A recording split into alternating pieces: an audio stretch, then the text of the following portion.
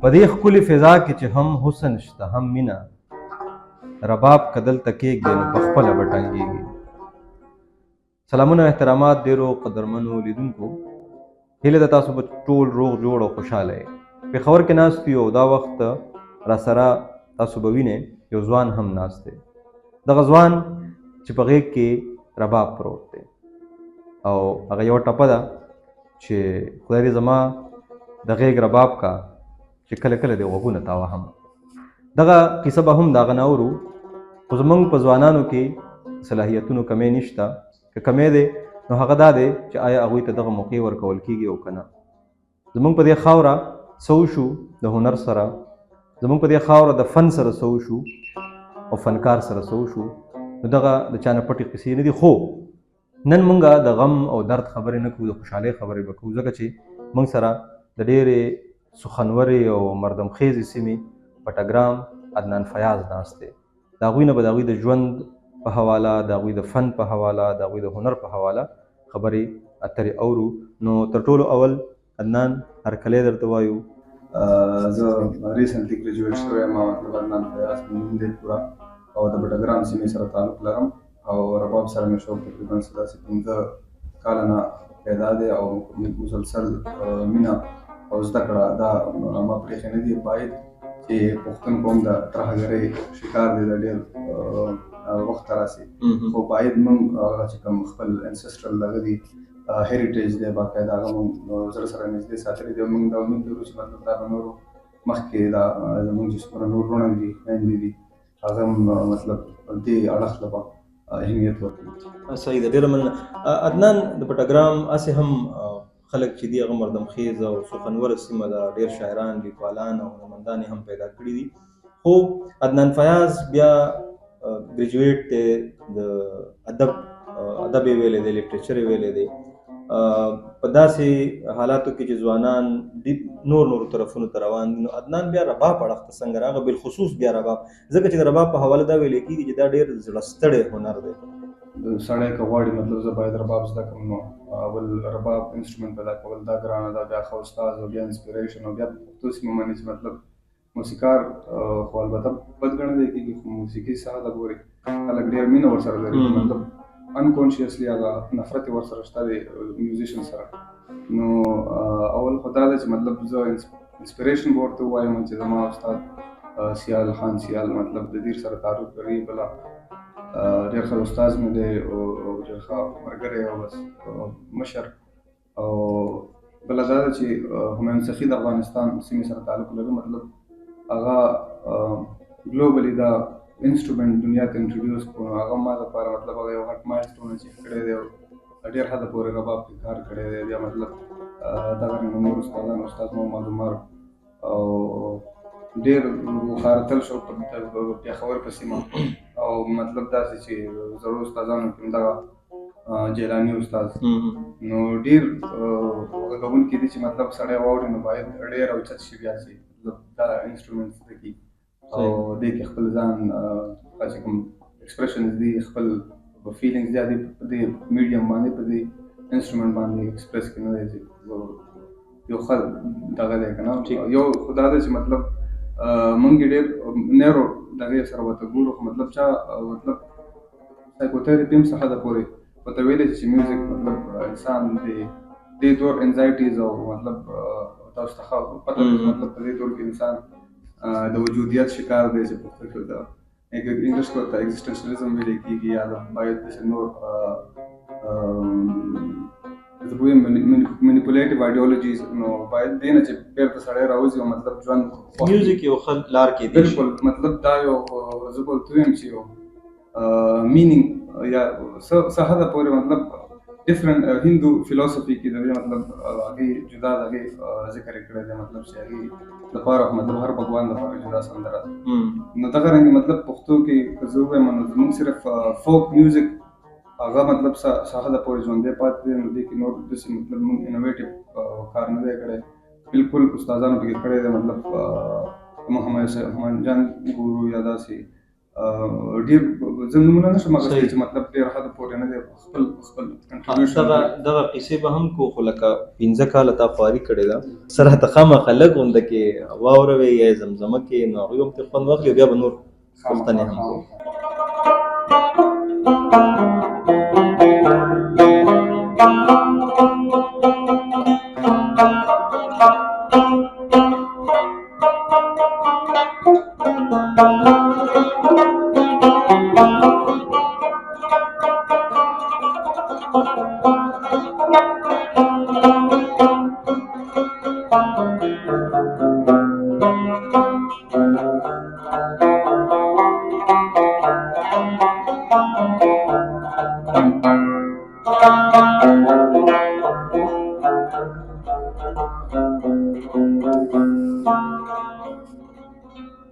قدرمنو لیدونکو، تاسو د عدنان دغه هنر واورېدو او ساحل صاحب وایي چې دا پښتونخوا د مینې د سندرو کور دی، زرګونه کاله ښاپیرو دلته ګډا کړې ده. رباب په اصل کې داسې شی، رباب ته رباب بیا ولې وایي، رباب ته کم ځای نه راغلی دی، او تاسو چې دا کم څیز وینئ دا خو ټول رباب دی. موږ صرف رباب پېژنو، خو موږ به غواړو چې عدنان راته دا ووایي چې یو خو رباب ته رباب ولې وایي، رباب ته کم ځای نه راغلی دی. موږ خو ډېر دا دعوې هم کوو که نه چې 15,000 کاله تاریخ لرو. غواړم به دا چې زمونږ لیدونکو ته دا هم ووایي چې دا رباب جوړیږي څنګه، لکه مطلب دې ته څه وایي که نه. دا خو ځان له پوره یو لوی ساینس دی، لکه دا ورته لږ غونډه کې تشریح وکړي، ایکسپلین یې کړي. رباب دا یو ډېر مطلب تاریخ وایي چې مطلب چې زرګاو زوړ انسټرومنټ دی، خو مطلب موږ ته چې را رسېدلی دی نو په دې فن کې نه دی. مخکې ویل کېږي چې دا آی تھنک چې بو انسټرومنټ و، د هډوکي نه جوړ. بالکل. نو بیا بو انسټرومنټ نه، اصل کې سوري بو انسټرومنټ وایل چې موږ څنګه وایو بو ورسره استعمالېږي. نو دا باقاعد چې دلته افغانستان ته راغلو نو هغې پکې بیا خپل چې کوم سټنډرایزډ کو موږ به ووایو که نه، استاد محمد عمر یا د څومره افغانان دي استادان دي مشران، نو هغې باقاعد د دې باندې ډېر کار کړی دی. اوس دا خو لرګی دی، خو مطلب سټیل دا دننه نه خالي کېږي، مطلب چې هغه اکوسټیک آهنګ چې کوم ورته ویل کېږي، هغه ریزوننس چې کوم باندې رباب ډېر خوب دغه کېږي، اپیل کېږي بل انسان ته. دې باندې بیسیکلي داسې که تاسو کتلی شئ تاج ویلې کېږي، دا کوم سر دی، دا یې سر دی. بالکل. دا پیکس دي، دا پیکس دي، دې په ترو باندې مطلب میخونه دي. بالکل میخونه ماته ویلی شي، غوږي یا غوږونه تار سره مطلب تار یې سپورټ کړی او تار مطلب فریکونسي زیاتوي کموي چې مطلب څومره سختۍ او سور دی چې کوم موږ کول غواړو که نه، کوم ځای موږ کول غواړو. بیا مطلب یو بل ریلیټیو پات ورسره بل انسټرومنټ دی، هغه یو خپل سوري کې وایي نو هغې سور ته دا انکریز کول یا ډیکریز کول. دا موږ دې ته پردې ویلې کېږي، دا د دې فلټ بورډ دی او دا تارونه دي نایلون، بیسیکلي دې کې نایلون هم لګي، دا سټیل تارونه دي چې تقریبا 15 دغه سمپتھیټک سټرینګز دي او 3 دغه 15 دا دي 3 دا دي. بالکل. او دې ته څه وایي او دې درېو ته څه وایي؟ دې ته مطلب انډیویجولي دا تار ته کټی وي، سیکنډ سټرینګز ته مطلب بم وي، اینډ تھرډ ته زیر بم او کټی. بالکل. او فرست سیکنډ تھرډ یا زیر بم کټی you can call them anything. مطلب دا یا برونز تار خو دې کې مطلب څوک برونز لګوي څوک سټیل لګوي، دا چې کوم دی دې باندې دا تار سپورټ دی دا هډوکی دی. نو مطلب دا ډېر ارګانیک دا برج دی د دې، دا د ښکر نه جوړېږي. دا د ښکر نه دا د ښکر نه، دا پې سرمن ګوړی ورته وایي، مطلب دا سرمن وي نو هغه تین آوټ کړي او نری کړي بیا په دې باندې دغه کې مطلب that's how it مطلب بیا د دې خپل مقرره استادان چې هغې پې پوهېږي.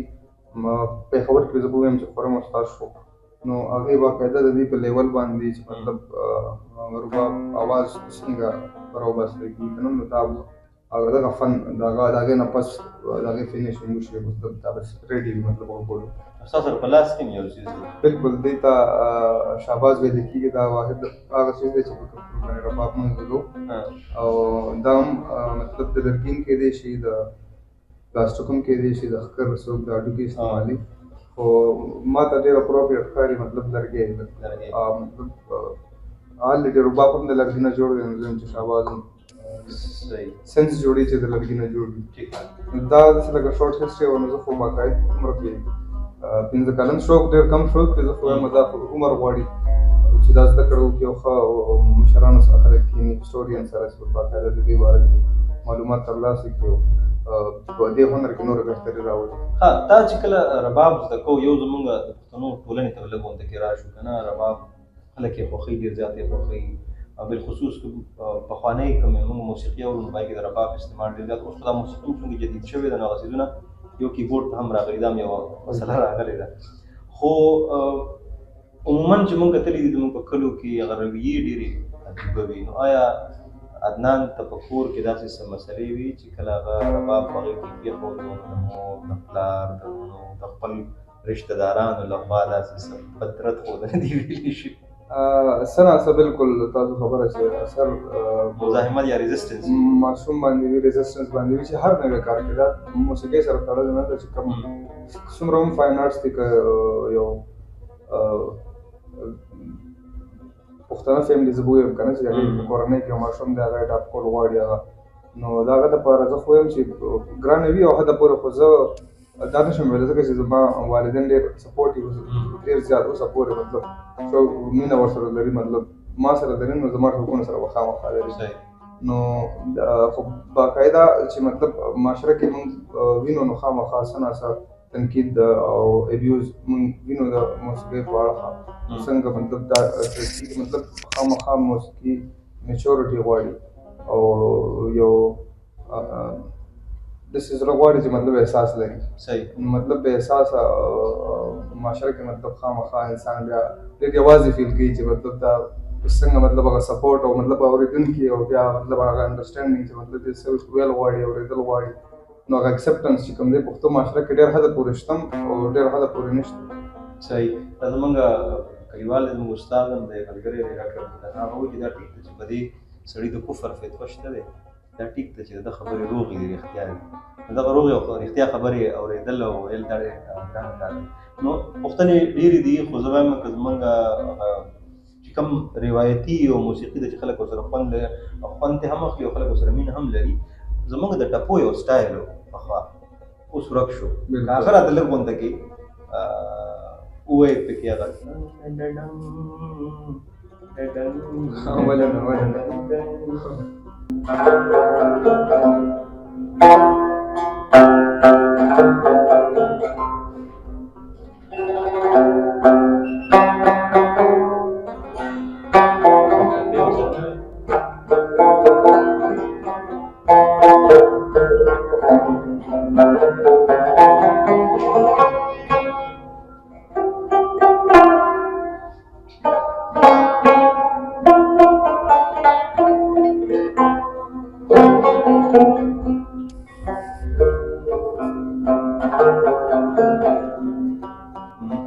ځوان هم دی ایجوکیټډ هم دی زمونږ عموما د خلکو یو سوچ دا هم دی چې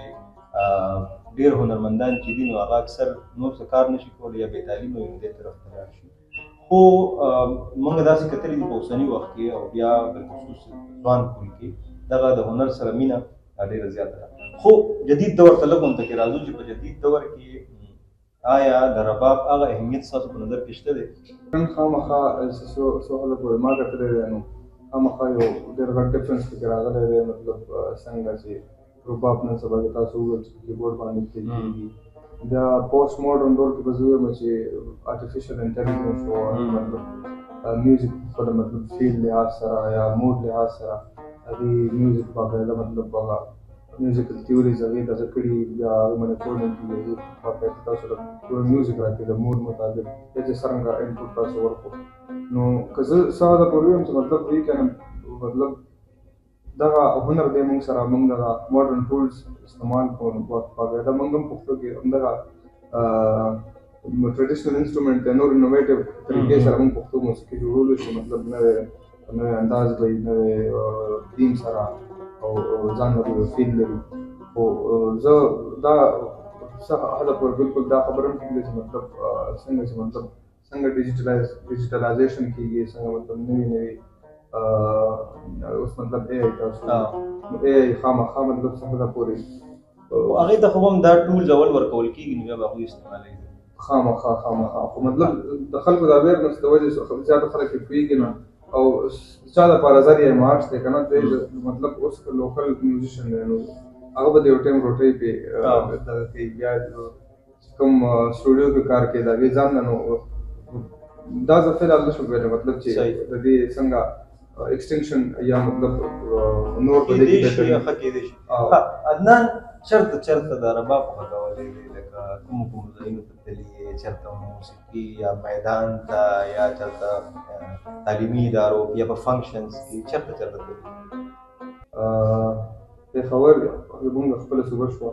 کیپي شوه خیبر پښتونخوا نو دا ډېر شو بیا داسې ملګرو سره مطلب آوټنګ باندې خپل شو مطلب ایز ا هوبي مطلب دا موږ ډېر خپل زما سرکلز دي ملګري مې دي هغې سره ناست پاسته نور داسې ټیډکس سره په لاهور کې ایجوکیشنل انسټیټیوټس لپاره ایډورډ کالج لپاره یا داسې اکثر به ما ته دغه راغلل بیانګانې مطلب چې داسې هیومنسټک پرپز لپاره که نه تاسو راشئ او پرفارم کوئ نو چې څومره ټایم میلاو شوی دی بلکل ما ورکړی دی او ځان مې شوکیس کړی دی خلکو ته او اوس هم کوشش کوو لګیا یو خبره بل هم کېږي د رباب په حواله خبرې ډېرې اوږدېږي راغونډوي چې د تھیرپي دپاره لکه زموږ ډېر ملګري داسې وپېژنم ما په خپله باندې هم هغوی هم رباب غږوي لکه زه به دا وایم په اسلام آباد کې زموږ ملګری دی د هنکدې په نوم باندې خپله اکاډمي هم لري بلال نوم یې دی تانې دی نو هغه کله کله داسې وي چې والنټیرلي ډېرو ځایونو ته ځي لکه ماشومان دي چېرته د هغوی هغه یو قسم د میوزیکل تھیرپي کېږي دغه څومره پر اثره کېدی شي او آیا داسې ایکسپیرینس نه راتېر شوي د ماشوم په هکله که زه ووایم د هغې اوورال ډیولپمنټ د موسیقي چې کوم دی نو ډېره حده پورې مدد کوي د هغې کمپریهنشن د هغې کریټیونس دې سره زیاتېږي کمیږي نه زموږ بدبختي دا ده چې مطلب دې نه مونږ څومره لرې یو ځان خراب کړی دی خپل جنریشن دغه کوو هسې سپویل کوو نو باقاعده دا ده چې مطلب ډېر هیلینګ او ډېر یو سبلایم فیل ورکوي که نه چې سړی په بل انسټرومنټ کې نشي لیدلی میوزیک خو مطلب انټرنیشنلي داسې ایزم کېږي چې مطلب دا یو تھیراپیوټک انسټرومنټ دی یا یو پروسس دی او دغه زه به دا ووایم چې دا هم یو میجر انسټرومنټ دی او هماغرنګې فیل او هماغرنګې اثر هماغرنګې کتارسس د انسان کوي نو زما دپاره خو ډېره حده پورې زه وایم چې زه ورسره ډېر سیټسفاید یم هغه منټل د هیلث او په پښتنو کې هسې هم نفسیاتي مسلې ډېرې زیاتې چې ځکه چې موږ داسې یو خطې سره تعلق ساتو چې هغه د جنګ نه راتېره شوې ده ترهګري او د ماکې یو څه بل څه یو ښه تھیراپي تاسو وایئ چې کېدی شي بلکل مونږ خو په جنګ کې لوی شو زموږ نه هیر دی امن اصل کې که نه نو د دې دور کې باید چې مطلب دغه خپل دغه هوبي کنټینیو کول دا هم یو مطلب ډېر ځان باندې سوال وزدود دی که نه مطلب څه روان دي او مطلب زه څه کول غواړم نو ډېره ګرانه شي مطلب سړی ځان کې کنفیوز وي چویسز وي که نه مطلب خامخا صحیح هغه امین تاسو چې کوم وختي د ريزسټنس خبره وکړل ما ته بیا د ډاکټر امین تنها یو شعر رایاد شو چې هلته به نغمه د څومره جبر نه پس ورکه شي چېرته سندرغاړي چې مجبوره شي رانجو نو خدای دې وکړي چې دغه زیبا هنرونه ژوندي وي اخره کې بیا یو خپلو ځوانانو ته یو پیغام هم ورکوئ د هغې نه مخکې بیا ته څه اوروئ